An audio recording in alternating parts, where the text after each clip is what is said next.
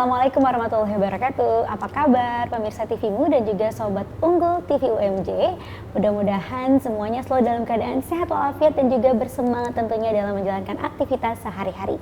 Amin amin ya rabbal alamin. Dan senang sekali karena program UMJ Talks bisa kembali hadir membersamai Anda semuanya bersama dengan saya Vini Auliani. Seperti biasa kita dari lantai 5 Gedung Rektorat UMJ Jakarta. Nah, kali ini kita akan membahas mengenai pengalaman mahasiswa UMJ yang menjalani KKN di Kamboja. Yaitu tema kita kali ini adalah dari Nusantara ke Negeri Pagoda. Pengalaman KKN mahasiswa UMJ di Kamboja nih, seperti apa ya? Kayaknya seru banget nih untuk dibahas ya. Untuk itu sekarang udah ada narasumber kita nih yang udah ada di samping saya. Langsung aja kita sapa. Ada Endang Darmawan yang juga Endang Darmawan Pandawa Agung ya, dipanggilnya Pandawa. Assalamualaikum Pandawa. Waalaikumsalam warahmatullahi wabarakatuh. Sehat ya Pandawa ya? Alhamdulillah sehat untuk sekarang ini. Alhamdulillah ya. Nah, Endang ini dia merupakan juga mahasiswa Fakultas Agama Islam ya? Ya. Jurusan Pendidikan Agama Islam. Berarti sekarang semester berapa nih? Sekarang alhamdulillah semester 7. Semester 7 ya. Ya. Pas banget kemarin baru jalanin KKN ya? Ya, program KKN di Kamboja. Iya. Nah, Pandawa kegiatannya sehari-hari apa selain kuliah dan juga ke kampus, apa ada ikut kegiatan kemahasiswaan lainnya juga? Oke. Saya sendiri sebenarnya lulusan tahun 2020, namun gap year 1 tahun, jadi masuk UMJ ini di tahun 2021. Dan dari tahun 2020 saya mengabdi di Pondok Pesantren Al-Ghazali Curug Gunung Sindur Bogor. Jadi sampai sekarang saya masih mengajar di sana. Masih menjadi pembina kamar sekaligus tenaga pendidik di Pondok Pesantren Modern Al-Ghazali. Seperti itu, Kak. Itu setiap weekend? Setiap hari, Kak. Setiap jadi hari. jadi saya pulang ke rumah itu terkadang 2 bulan sekali atau bahkan bisa lebih.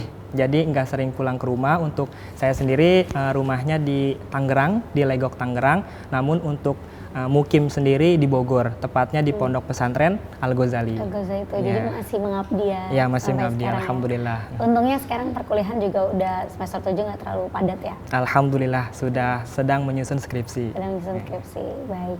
Nah Pandawa, boleh diceritakan juga kamu kenapa nih, kan kemarin akhirnya alhamdulillah udah KKN ya, dan memilih Kamboja nih sebagai negeri yang dituju. Kenapa sih, apa motivasi kamu yang melatar belakangi, aku mau KKN di Kamboja gitu? Oh, baik, izin menjawab ya Kak. Yang pertama sebenarnya atas ajakan dari teman juga yang bernama Brave Bara Maulana, dia dari Prodi Komunikasi Penyiaran Islam KPI, dia mengajak awalnya ke Thailand.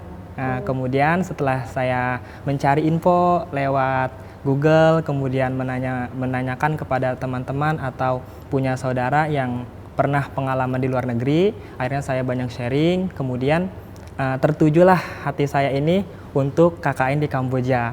Awalnya niatnya saya iseng, dan apalagi ketika dibekali pembekalan itu, KKN internasional ini seleksinya sulit katanya dengan beberapa tahap sebelum ia diterima KKN di Kamboja. Sebenarnya awalnya saya hopeless di situ, tapi dengan penuh semangat, kemudian belajar lagi, kemudian apa aja hal yang perlu diperhatikan, sampai melihat YouTube apa aja ya budaya Kamboja, bagaimana bahasanya, mata uangnya apa.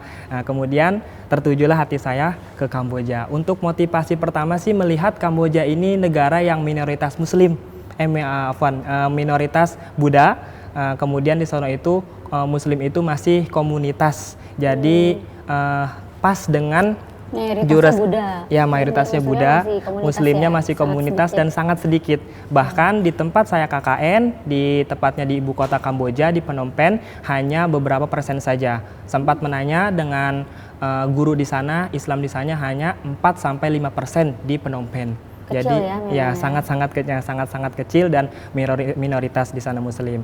Kemudian setelah saya menanyakan beberapa hal dan persiapan apa saja yang perlu dipersiapkan untuk KKN di Kamboja, alhamdulillah saya mendaftar, kemudian melalui tahap wawancara dengan Bu Lorenta selaku LPPM UMJ, kemudian saya juga banyak bertanya dengan Pak Darto selaku Ketua KKN UMJ 2024. Kemudian alhamdulillah akhirnya saya mendaftar KKN di Kamboja. Kamboja. Iya. Oke. Selama berapa lama di sana? Di Kamboja 28 hari. 28 hari, tepatnya berangkat di hari Ahad. Di hari Ahad kami flight, tepatnya di siang hari sampai sana asar, sampai Kamboja di Phnom Penh International Airport, tepatnya jam 3 pas. Kamu dengan siapa saja? Kalau dari UMJ kan kamu sendiri ya? Iya. Ada gabung dengan mahasiswa lain di sana? Oh, kalau UMJ sendiri berkolaborasi dengan Universitas Muhammadiyah Cirebon. Saya sebutkan mungkin izin nama-namanya Kak. Saya izin sapa, ada Yusuf, kemudian ada Salma, kemudian ada Uswah, kemudian ada Dudung atau Dede, dan juga ada Farhan. Ya mungkin kalian bisa menonton nanti ya. Salam dari Jakarta untuk kawan-kawan di Cirebon. Jadi kami dari Universitas Muhammadiyah Jakarta diantar oleh Bapak Nur Hadi selaku Wakil Rektor 1 Universitas Muhammadiyah Jakarta. Kemudian diantar juga oleh Profesor Triyuni Hendrawati selaku Ketua LPPM UMJ, dan juga Pak Darto selaku Ketua KKN UMJ. Adapun DPL 1 yaitu Bu Zakiyah, yaitu DPL dari Universitas Muhammadiyah Cirebon. Jadi saya sendiri dari UMJ, 5 orangnya dari Universitas Muhammadiyah Cirebon. Jadi kami berkolaborasi di sana. Baik. Nah, kamu di sana berenam berarti kan ya? Iya, sama berenam. teman-teman dari Cirebon ya, Muhammadiyah Cirebon. Itu membawa program apa tuh untuk KKN di sana? Baik. Adapun untuk program sendiri, karena kami KKN internasional, jadi programnya bukan program kelompok, namun program individu. Jadi Individu. Ya. Jadi saya membawakan program Enhancing Al-Quran Reading Skill in Islamic Education at An-Ni'mah Al-Islamiyah Institute Phnom Penh, Cambodia. Jadi peningkatan membaca Al-Quran dalam ruang lingkup agama Islam di sekolah An-Ni'mah Al-Islamiyah Institute Phnom Penh, Kamboja. Nah, untuk saya sendiri. Adapun untuk teman-teman sendiri dari Universitas Muhammadiyah Cirebon itu membawakan programnya masing-masing. Iya. Jadi tidak program kelompok gitu, Kak. Jadi kamu ngajarin mereka ngaji ya, Cara Quran ya? Mengajar makhorijul huruf, mengajar juga tajwid, kemudian bagaimana pelafalan makhorijul huruf yang baik dan benar, kemudian tata cara menjadi imam gitu, seperti itu. Untuk komunitas muslim di sana, teman-teman Untuk muslim komunitas di sana. muslim yang ada di Kamboja. Ya, berarti kamu ditempatkan tadi di komunitas muslimnya ya? Alhamdulillah ditempatkan di Phnom Penh, komunitas muslimnya, tepatnya di An-Ni'mah Al-Islamiyah Institute Phnom Penh. Gitu. Jadi boarding school, jadi mereka itu setelah pembelajarnya tidak pulang ke rumah masing-masing. Jadi mereka mandi, makan, dan belajar di situ. Jadi mereka pulang ke rumah itu 3 bulan sekali. 3 bulan sekali, Iya. menarik ya. Jadi anak-anak di sana, pesantren ya, iya kalau di sini. pesantren. Kalau di sini di pesantren, kalau di sana boarding school. Baik, oke. Pandawa, kita akan lanjut lagi nih membahas keseruan pengalaman Pandawa KKN di Kamboja. Tapi kita jeda sejenak terlebih dahulu, Pandawa dan juga pemirsa, kita simak dulu pesan-pesan yang mau lewat berikut ini. Pemirsa TVmu dan Sobat Unggul TV UMJ, kita lanjut lagi membahas keseruan Pandawa KKN di Kamboja ya Pandawa ya. Nah, jadi Pandawa itu membawa sebuah misi tadi di sebuah seperti semacam pesantren ya di sana ya, komunitas muslim, dan ngajarin mereka masyarakat di sana itu baca Quran ya, dengan berbagai macam tadi mahrojnya, panjang pendeknya, tajwidnya gitu. Nah, terus tanggapan mereka di sana gimana Pandawa? Alhamdulillah untuk ke masyarakat sendiri di sana mereka menerima dengan baik. Alhamdulillah, apalagi kami dari Indonesia ya. Namun keterbatasan saya mengajarnya itu keterbatasan bahasa. Jadi harus mengajak penerjemahnya dari, alhamdulillah dari sekolah tersebut pun ada ya banyak yang bisa bahasa Melayu, walaupun berbeda sedikit dengan bahasa Indonesia, mereka sedikit paham. Jadi ketika saya mengajar itu, mengajar masyarakat, mengajar anak-anak santri An-Ni'mah harus melalui penerjemah gitu, karena keterbatasan bahasa. Paling itu aja. Alhamdulillah untuk responnya sendiri mereka menerima. Alhamdulillah tidak rasis terhadap orang Indonesia, tidak menghina. Alhamdulillah mereka menerima dengan lapang dada untuk kehadiran kami mahasiswa Indonesia yang KKN di Kamboja seperti itu, Kak. Alhamdulillah. Nah itu mereka kan di sana juga mayoritas tadi kan agamanya Buddha ya, Yeah. karena negeri pagoda gitu Yeah. ya. Nah sementara ini KKN-nya mahasiswa dari Universitas Islam nih yang minoritas, walaupun Pandawa mengabdikan dirinya di komunitas Muslim, tapi kan sebagian besar masyarakatnya non Muslim ya. Non-Muslim. Nah itu bagaimana toleransi yang mereka berikan ke pendatang misalnya ke kaum minoritas di sana? Alhamdulillah, Kamboja sendiri mendapat julukan The Land of Smile. Jadi negeri yang murah senyum juga, sama seperti negeri kita tercinta, Negara Kesatuan Republik Indonesia. Jadi ketika kita di sana bertemu dengan orang Chinese, kemudian bertemu dengan orang Buddha, bahkan kita mengobrol dengan para biksu, gitu. Mereka tidak menyampingkan agama. Ya udah, kami berkenalan, saya Muslim dari Indonesia, mereka pun menerima. Gitu, tidak ada rasisme terhadap agama, tidak ada diskriminasi terhadap agama. Alhamdulillah, reaksi masyarakat sekitar yang non Muslim pun, yang di luar dari agama Islam itu pun, mereka menerima kami selaku mahasiswa Indonesia yang notabene-nya pendidikan Islam, Universitas Pendidikan Islam. Khususnya di Universitas Muhammadiyah Jakarta ini, mereka menerima kami dengan lapang dada juga. Jadi alhamdulillah kami tidak mendapatkan sedikit pun diskriminasi agama oleh masyarakat sekitar. Baik ya. Selain kamu mengajarkan teman-teman di sana, itu ikutan lintas usia atau banyak anak kecil atau gimana? Untuk pesertanya, untuk pesertanya sendiri, kami mengajar di kelas itu sendiri. Kemudian seringkali kami sedikit ke kemasyarakatan, seperti kami ingin memperdalami bagaimana sih budaya Kamboja. Kemudian kami juga ingin memperkenalkan seperti ini loh budaya Indonesia. Akhirnya kami bertukar budaya di sana. Ya, kemudian untuk pesertanya itu sendiri lebih banyaknya di kelas, kalau di sini itu kelas 12 mungkin ya, kelas 12. Kalau di sana itu ada STAM, ada STAK. Jadi STAM itu Sekolah Tinggi Agama Malaysia, kalau STAK itu Sekolah Tinggi Agama Kamboja. Seperti itu. Itu murid-murid yang kami ajari di sana. Ya. Budaya apa sih di sana yang menarik? Bedanya sama budaya kita gitu. Untuk budaya yang agak menarik dari mereka itu mereka sama seperti kayak kita, murah senyum juga. Namun budaya yang berbeda itu, kalau di Indonesia kan mobil itu setir kanan ya. Di sana itu mobil itu setir kiri. Jadi ketika kami meminjam salah satu alat kendaraan ya, meminjam motor kepada teman atau ustadz yang di sana, kami lawan arah. Karena di sana itu lawan arah, karena di sana itu untuk mendahului motor atau mobil itu jalur kiri, lajur kiri. Ya, kalau di kita lajur kanan, kalau di sana lajur kiri. Kemudian selain daripada itu juga di sana ada kendaraan yang bernama tuk-tuk. Tuk-tuk. Iya. Kayak beca. Ya, kayak beca, tapi dia motor, namun dia ada gerobaknya gitu, ada gerobaknya. Ya, jadi kami kalau sholat Jumat kami dipinjamkan oleh pihak sekolah menaikkan tuk-tuk. Ya, jadi teman kami yang bawa menaik tuk-tuk ya dari sekolah An-Ni'mah, kemudian kami naik tuk-tuk. Rasanya seronok, rasanya seru dengan mahasiswa dari berbagai daerah, dari Universitas Muhammadiyah Jakarta, dari Universitas Muhammadiyah Cirebon, dari Universitas Muhammadiyah Sumatera Utara, kemudian dari Universitas Muhammadiyah Profesor Dr. Hamka, dan terakhir dari UIN Imam Bonjol Padang. Jadi kami bersatu di sana.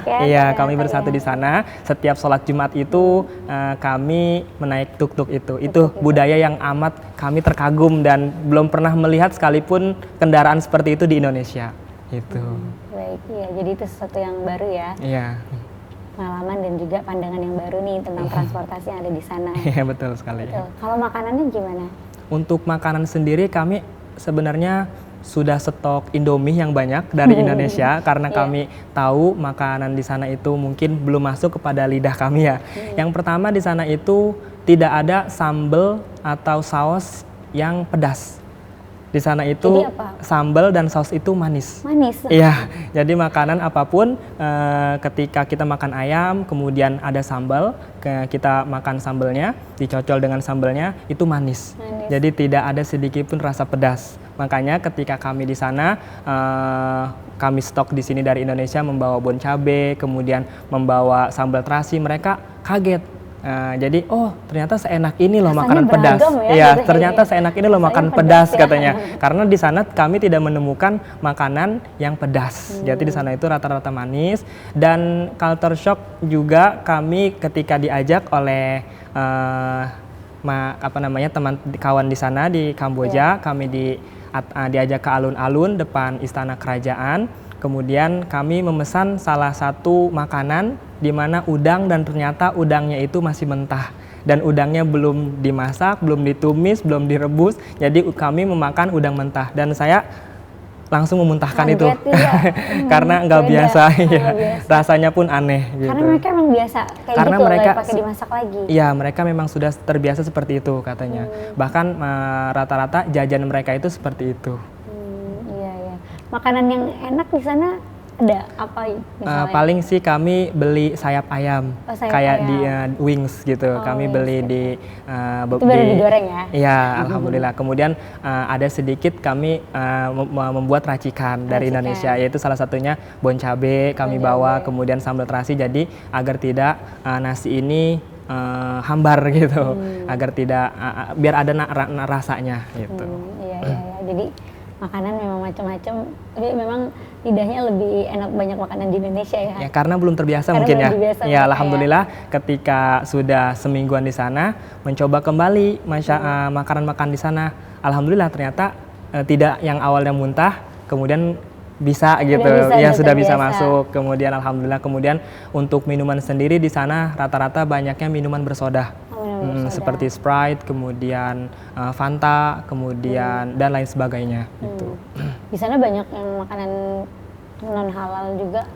Banyak. Yang dijual bebas ya. Banyak. Jadi ketika kita di supermarket itu mohon untuk berhati-hati. Karena saya sendiri korban. Jadi melihat roti seperti ada abon sapi, namun saya tidak menanyakan kepada kasirnya. Kemudian saya beli, ketika dibuka itu ternyata daging babi. Akhirnya saya buang gitu. Jadi ketika di supermarket itu harusnya kita banyak tanya ke masyarakat lokal atau ke kasirnya. Karena ternyata yang saya beli itu bukan daging sapi tapi daging babi gitu. Karena ya di sana tidak ada halal atau mereka di sana udah semua biasa saja gitu ya. Baik.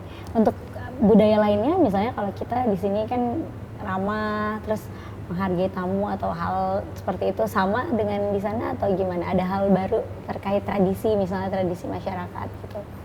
Alhamdulillah untuk tradisi sendiri tidak jauh berbeda dengan Indonesia. Mereka ketika kedatangan tamu mereka menyambut dengan baik ya. Kemudian alhamdulillah tepatnya di 4 hari kami KKN di sana, Kamboja kedatangan Syekh Bandar Balela selaku imam besar dan khotib Masjidil Haram. Alhamdulillah disambut baik dengan masyarakat Kamboja, disambut baik dengan masyarakat dengan sekolah An-Ni'mah Al-Islamiyah, disambut baik dengan para mufti-muftinya, dengan para asatidzah di sana, dan kami selaku mahasiswa di sana. Jadi tidak, untuk budaya sendiri tidak jauh berbeda dengan budaya kita. Mereka sangat menghormati tamu. Jadi ketika ada tamu itu mereka bahkan ada kipas angin yang tidak layak langsung diganti yang baru karena kedatangan tamu istimewa dari Kingdom of Saudi Arabia. Gitu. Jadi benar-benar menjamu ya. Iya, alhamdulillah. Alhamdulillah. Baik Pandawa, kita akan lanjut lagi. Kita juga pengen tahu nih, kamu kan tadi seru banget tuh ceritanya. Kita juga mau tahu nanti tantangannya seperti apa sih. Tapi simpen dulu ya. Kita akan bahasnya setelah yang satu ini. Pemirsa, kembali lagi dalam UMJ Talks, kita lanjutkan kembali keseruan mahasiswa UMJ melakukan KKN di Kamboja bersama dengan Pandawa. Nah, Pandawa, tantangan kamu selama menjalankan KKN, program-program kamu kan tadi yang kamu jalankan, misi-misi kamu itu di sana apa aja tuh Pandawa? Tantangan terbesar yang tadi telah saya katakan yaitu keterbatasan bahasa.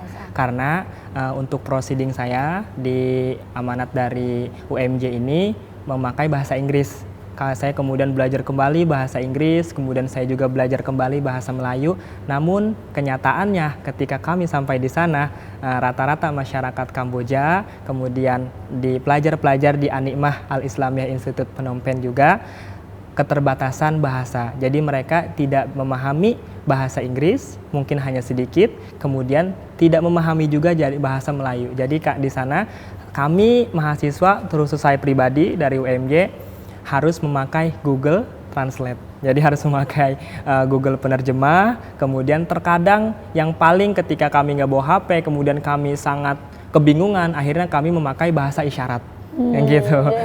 Bahasa isyarat, saking kami tidak bisa gitu memahami bahasa mereka, dan mereka tidak bisa memahami bahasa kami. Ketika kami ajak berbicara bahasa Inggris, mereka juga tidak mengerti, apalagi bahasa Indonesia. Kemudian ketika kami ajak bahasa Melayu, sama saja, rata-rata dari mereka tidak bisa juga. Akhirnya kami menggunakan bahasa isyarat. Seperti itu. Berarti kan mereka memang benar-benar gunain bahasa asli mereka ya? Iya, jadi di sana itu ada dua bahasa, ada itu? bahasa Khmer, ada juga bahasa Champa. Champa. Iya. Kamu akhirnya bisa nggak dikit-dikit? Sedikit-sedikit aja. Kayak misalnya, hai apa kabar, sok sabaite, sok sabaibong, gitu. Kayak hai apa kabar gitu. Kemudian nanya sudah makan atau belum gitu ya. Nyamlai hainu, gitu. Sedikit-sedikit kami setiap malam itu belajar bahasa mereka dan mereka belajar bahasa kita gitu, bertukar bahasa. Ya. Iya. Tapi keren loh Pandawa tadi udah cocok kayak orang Kamboja. Karena kami pun diajarin aksennya. Ya. Nyamlai hainu, gitu. Apa? Nyamlai hainu. Nyamlai hainu. Iya. Ya pas gitu. Oke, jadi tantangan terbesarnya itu memang bahasa ya, untuk komunikasi gitu ya. Terus dampak yang kamu berikan terhadap aksi KKN yang kamu lakukan di sana buat orang-orang sana, masyarakat yang mengikuti program kamu itu bagaimana? Alhamdulillah, sebelum berakhirnya KKN, seminggu sebelum berakhirnya KKN, teman kami dari Universitas Muhammadiyah Sumatera Utara dan Universitas Muhammadiyah Profesor Dr. Hamka, mereka pamit duluan karena mereka datangnya lebih dulu, kemudian pulangnya pun terlebih dulu. Akhirnya kami menyusun program, tepatnya malam-malam itu kami menyusun program di mana kami ingin mengadakan kolaborasi mahasiswa KKN dari Indonesia untuk Kamboja. Dampak apa nih yang harus kita berikan kepada An-Ni'mah Al-Islamiyah Institute, khususnya kepada masyarakat Kamboja. Akhirnya kami coba mengajukan proposal ke Kedutaan Besar Republik Indonesia di Phnom Penh. Kami bertemu dengan salah satu stafnya. Kemudian coba kami mengobrol lebih dalam. Saya sendiri alhamdulillah yang mengantarkan proposal, kami menjelaskan program yang akan kami bawakan. Alhamdulillah dari pihak KBRI pun mendukung penuh program kerja kami. Jadi alhamdulillah kami dibekali dari segala transportasinya. Kami pulang balik dibekali dari An-Ni'mah ke Kedutaan Besar itu sekitar 1 jam. Ya, jadi kami alhamdulillah diberikan uang transport, kemudian diberikan juga uang bantuan dari pihak KBRI. Akhirnya kami mengadakan perlombaan karena di sana itu ternyata seperti perlombaan 17 Agustus di sana itu mereka tidak ada ya. Akhirnya kami mengadakan lomba kecil-kecilan seperti mini soccer, kemudian juga futsal, kemudian juga volley, ditambah juga lomba-lomba seni dan rohani seperti pidato bahasa Arab, kemudian storytelling, kemudian juga tilawatil Quran. Terakhir itu adalah lomba tahfizul Quran dan juga lomba kaligrafi. Alhamdulillah ternyata antusias dari masyarakat Kamboja, dari santri-santri itu sendiri, dari asatizahnya kami didukung penuh karena ternyata baru di tahun ini KKN UMJ di Kamboja ini membawakan dampak yang begitu besar bagi An-Ni'mah Al-Islamiyah Institute maupun kepada masyarakat Kamboja. Akhirnya kami mengadakan perlombaan yang dimana pesertanya itu pendaftarannya itu hampir penuh gitu. Mungkin karena antusias yang sangat hebat gitu, antusias dari siswa-siswinya, dari santriwan-santriwatinya maupun dari masyarakat sekitar. Jadi kami mengadakan perlombaan seperti itu. Sana masyarakat sana sangat senang sekali, antusiasnya sangat besar ya. Mungkin karena belum pernah. Karena belum pernah. Iya, tadi ya. karena belum pernah ada perlombaan seperti ini, akhirnya mereka mencoba mendaftar dan alhamdulillah untuk hadiah itu sendiri kami alokasikan uang yang dari KBRI itu full kami alokasikan untuk semuanya untuk perlombaan. Jadi paling kami mengambil sedikit aja gitu untuk pembubaran panitia, selebihnya kami berikan untuk sertifikat, kemudian kami berikan piala, kami berikan apresiasi berbentuk hadiah gitu. Alhamdulillah mereka sangat-sangat berantusias besar gitu, yang dimana ini merupakan berpengaruh dan berdampak besar bagi masyarakat sana. Jadi kami pun ketika pamitan itu seolah-olah kayak melepas gitu kepergian, kayak ada yang sedih gitu karena mungkin itu salah satu pengalaman berkesan. Iya, jadi ketika kami pulang itu ya apalagi santriwan-santriwati di sana ya pada nangis gitu, nangis. Iya, seru sekali. Nah, kamu juga melihat peluang dakwah di sana itu seperti apa sih yang mungkin bisa terus untuk dikembangkan? Kan tadi kan kamu lihat ternyata ini tanggapannya bagus terhadap perlombaan karena ternyata belum pernah ada perlombaan semacam ini ya gitu. Nah, apalagi di sana kan Islamnya minoritas kan, cuma 5% kan. Nah, kamu melihat ini kayaknya banyak nih potensi dakwah yang bisa dikembangkan di sini nih. Itu seperti apa? Untuk dakwah sendiri ya, karena di An-Ni'mah Al-Islamiyah Institut Phnom Penh ini mereka sudah dibekali dengan baca tulis Al-Quran yang baik, mungkin untuk ladang dakwah itu lebih ditingkatkan kembali pelajaran-pelajaran yang berbasis umum. Seperti karena kan Islam itu tidak membahas hanya ranah agama saja. Islam itu lebih membahas lebih luas daripada itu. Bahkan di Al-Quran pun banyak pembahasan tentang alam semesta, tentang geografi, sosial, politik, dan lain sebagainya macamnya. Mungkin ladang dakwah yang tepat selain dari ranah agama itu sendiri mungkin bisa dikembangkan untuk ranah ilmu pengetahuan alam, kemudian ilmu pengetahuan sosial. Karena yang saya lihat di sana, yang kami lihat selaku mahasiswa di sana, mereka mempunyai jiwa sosial yang besar, namun sulit mereka untuk beradaptasi. Ya, jadi masyarakat Kamboja itu mempunyai jiwa sosial yang besar yang kami lihat, namun ketika kami ingin mengobrol, kami ingin bertukar cerita, hanya beberapa orang saja yang bisa. Mungkin salah satunya keterbatasan bahasa, namun sebenarnya jika keterbatasan bahasa itu sendiri kan bisa kita mengobrol lewat Google penerjemah, ya lewat Google Translate, atau kita bisa bahasa isyarat. Namun ternyata masyarakat di sana ya sudah gitu, kayak ketika mereka tidak mengerti bahasa kami ingin mencoba lebih dalam mencari informasi yang seperti apa, tidak dapat gitu. Hanya beberapa orang saja gitu. Iya, baik. Nah, harapan kamu nih terkait dari KKN yang kamu lakukan, tentunya tadi kan berdampak ya. Tolak ukurnya gimana, tolak ukur keberhasilannya juga, apakah sudah sesuai nih dengan harapan kamu untuk masyarakat Kamboja di sana dan juga untuk diri kamu sendiri? Gitu. Untuk dampak yang saya berikan, terkhusus saya membawakan program peningkatan membaca Al-Quran, alhamdulillah berdampak yang baik. Kemudian saya juga mengajarkan tingkat menghafal. Saya di sana membawakan metode M3. Jadi ada menjaga, mengulang, dan menghafal. Jadi mereka itu kamu buat sendiri? Iya, saya dari ini metode dari Tahfiz Pondok Pesantren Islam Al-Ghazali, kemudian coba saya bawakan ke sana. Saya bawakan program M3 ini ke sana. Jadi setelah menghafal Al-Quran, mereka harus menyetorkan ulang hafalan satu halaman yang sebelumnya. Gitu. Adapun untuk menjaga sendiri, mereka mempunyai hafalan 1 juz, mereka ulang terus 1 juz. Gitu. Ternyata di sana itu menghafalnya tidak berurutan, jadi mereka tidak menghafal juz 30, juz 1, juz 2, jadi hanya surat-surat pilihan saja, seperti Quran surah Luqman, Quran surah As-Sajdah, Quran surah Al-Mulk, dan juga Quran surah Yasin. Jadi mereka tidak menghafal per juz. Maka dari itu saya membawakan sedikit, walaupun tidak masuk ke dalam proceeding, tidak masuk ke dalam metode yang saya tulis dalam proceeding, tapi saya sedikit memberikan dampak mereka seperti ini loh menghafal Al-Quran di Indonesia, seperti itu. Keren. Jadi alhamdulillah ya, sudah berdampak dan ada metode baru di sana. Ya. Baik, terakhir Pandawa boleh kasih closing statement nih terkait pengalaman kamu di sana, KKN di Kamboja nih, yang bermanfaat untuk teman-teman UMJ dan juga pemirsa TV pada umumnya. Silakan.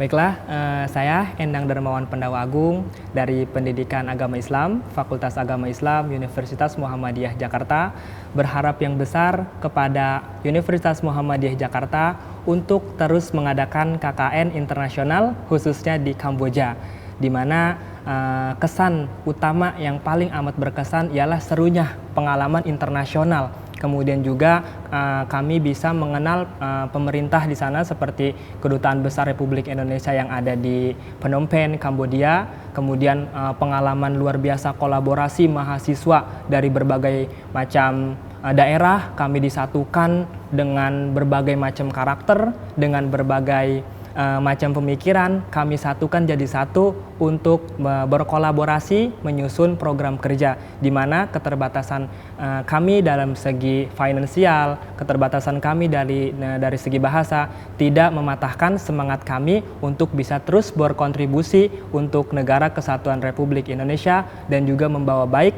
nama Universitas Muhammadiyah Jakarta.